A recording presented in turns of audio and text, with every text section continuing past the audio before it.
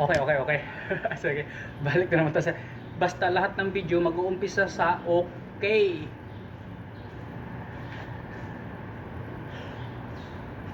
6 days out. Itong apple at saka pipino, tinanggal ko na to 2 linggo na nakalipas. Tapos patis. Pati yung saging, hindi naman talaga siya panaka-naka na lang yung saging. Tapos yun yung problema, parang pakiramdam ko mayroong pag nito, sugat na nandito yun. Yung ano ko, para sa Bisaya pa to, wanggit eh. Kaya yun na nga yung sabi ko. Lagi ko lang naman pinakiramdaman yung katawan ko.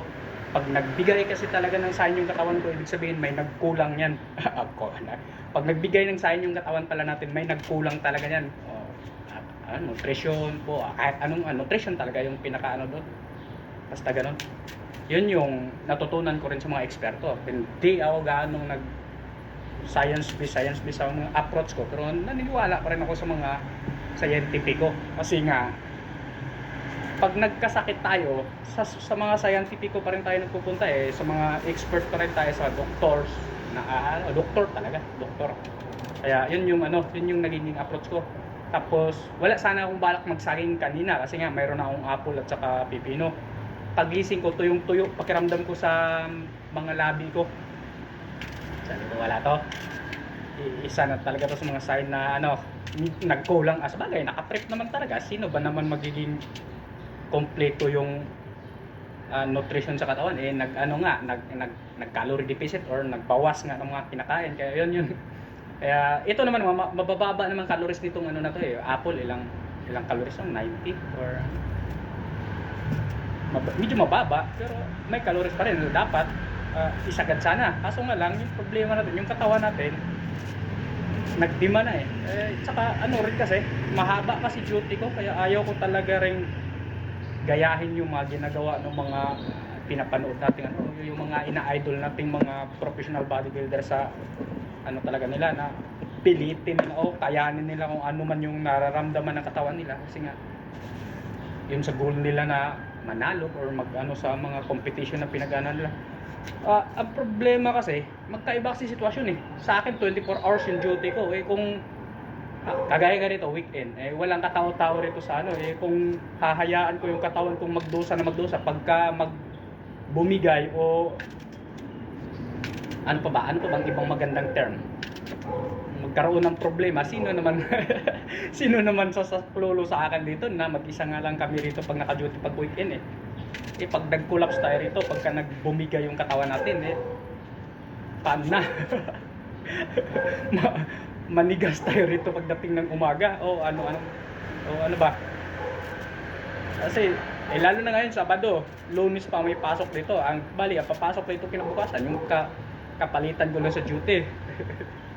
yun yung isa sa mga kinakatakot ko. Kaya nanonood naman ako talaga ng mga preparation ng mga professional bodybuilder. Kaso wala, ang magkaiba nga talaga doon yung sitwasyon kasi sa kanila kasi mga full time yun sila pagka kahit sabihin natin mas kukunti yung kinakain nila, makapagpahinga naman sila, matutulog sila. Pagkatapos kumain, pwede naman magpahinga kasi pagka natutulog tayo, humihina lalo, hindi ganun ka aktibo yung metabolism natin. Anong tawag ba? Basta biruin mo ba naman, pagka kumain ka ng alas 6, matutulog ka hanggang hanggang umaga, hindi ka naman makakaramdam ng gutom. Pagka gumalaw-galaw ka na, saka ka makakaramdam ng gutom. Ibig sabihin, saka na naman tumakbo na mabilis yung katawan natin. Kasi pagka nakatulog kasi tayo, relax. Pagka sinusuplayan lang ng katawan natin yung puso sa ibang puso talaga, kasi yun lang naman talaga yung nagtatrabaho sa kasi pagka yung pantunaw natin, yung pagkalipas ng 3 to 4 hours, kung ano man yung mga kinakain natin nung bago tayo matulog, na yan natutunaw na ba ng katawan natin, napaprocess na. Kaya yun yung pagkakaintindi natin. Kaya yun yung kahit lahat naman tayo nakaka-experience na ganun basta nakakatulog tayo, pagkagising na natin makaramdam tayo ng gutom. Kaya yun kami dito 24 hours hindi naman sa hindi nakaka-idli, pero swerte na yung nakaka-edit ko sa madaling araw ng ano, mga 1 oras or 2 oras. Tsaka di pa talaga yon yung 1 oras na yun, di pa yung tuloy-tuloy. Pagka basta maipikit mo na ng bahagya yung mata mo, okay na. Parang power nap, basta ano ba tawag doon? Basta ganun yun. Yun yung ano, kasi nagbibigay na talaga.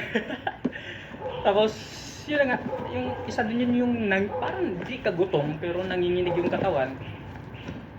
Yun yung isa sa ito ba, ilang piraso ba? Ay, ubusin ko na lang to.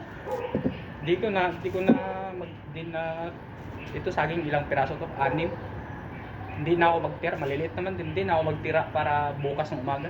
Di ko na lagyan ng saging at saka pipino yung pagkain ko bukas ng umaga bago mag-out sa duty. Ganito rin kasi yung pagkain ko sa ano sa umaga bago mag-out sa duty, kinabukasan. Kasi yun na nga yun din yung kategory ko. Kailangan ko kumain ng sapat para pag-uwi makapagbuhat pa sa gym. Kahit pa paano mayroon pa ring reserve energy yung katawan natin. Kaya minsan nga, kahit nakakain ako ng ganito pagdating sa gym, may mga time talaga na ayaw talaga gumana katawan ko eh. Hikab pa rin ako ng hikab. Yun naman din kasi galing ng puyat naman talaga. Ang ano doon baka talaga hindi puyat na puyat talaga yung katawan, pagod na pagod. Depende kasi yan. May mga araw naman din kasi medyo relax kaya pagdating ng kinabukasan, yung katawan mo medyo intact pa rin yung lakas kahit sabihin mong puyat.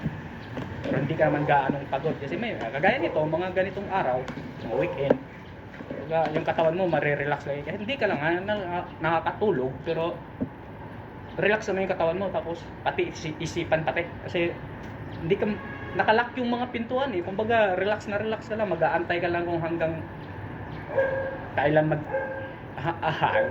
hanggang umaga, mag-aantay ka lang ng hanggang umaga eh. Yun naman yun yung ano. Ay, yung ano pala, yung oatmeal tsaka chicken breast at saka nilagang itlog na ilagay ko na. Hindi kasi ako nakapurmak agad kanina, dito pa yung kabady ko eh. Ay, nung umalis na siya, nalaglag pa. Kalaglag lang din naman kaya wala pa yung mga sinaunang paniniwala pa, hindi pa nakakapit yung naman yung nasa sa intro. Pinunasan ko rin naman yan eh. So nagdahilan pa talaga. Yun yung ano kasi dito pa yung kapalitan ko, hindi pa ako makapurma, dito siya nakaupo kaya di ako makapurma rito. Dito lang din naman kasi yung maganda-ganda liwanag pagka ganitong umaga. Magandang-ganda yung ano sa reflection ng camera ba. Hindi mag-against the light gaano. Hindi pero mayroon pa rin talaga against the light, pero di gaano. Kaya ng tiisin. Ganun yun. Yun na nga, ano pa. Basta yun na yung ano, yun yung mga kadahilanan ko kaya tapos ito naman, dati kasi hindi ko rin to tinatanggalan ng buto yung ano, pipino kasi di ba? Ano naman, yun nga lang pagka ano kasi mayroon talagang matitira sa parang hirap matunawan ba? Kaya naisipan ko, tanggalan na lang ng buto. Nung natanggalan ko ng buto, hindi na yun nagiging problema sa akin pagka ano, parang pabalik-balik sa CR. Kasi yun kasi mahirap sa katawan ko, maano to eh. Hindi kagaya ng iba na parang kinakabag-kabagan lang, gano'n. Mabilis lang mawala pagka utot lang ng utot. Utot ng utot mawala na yung ano sa kanila, maano na. Sa akin kasi wala eh. Takbo talaga CR pag mayroong counting maramdaman yung tiyan ko eh. Kaya yun naman yung ginawa. Pati sa okra, tinatanggal ko na rin. Dati kasi hindi ko tinatanggal. Kasi one time, parang bigla ko naisipang tanggalan niya ng buto nung nag-CR. Nung ano, di na ako pabalik-balik sa CR. Di ako parang hindi natutunawan. Kaya yun na yun. Ganun naman talaga. I-observe naman natin yung mga kaganapan na nangyayari sa buhay natin para doon tayo matututo.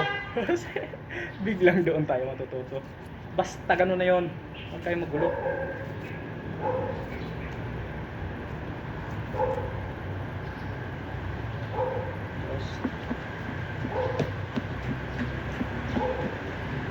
Yun na nga, paano ba to?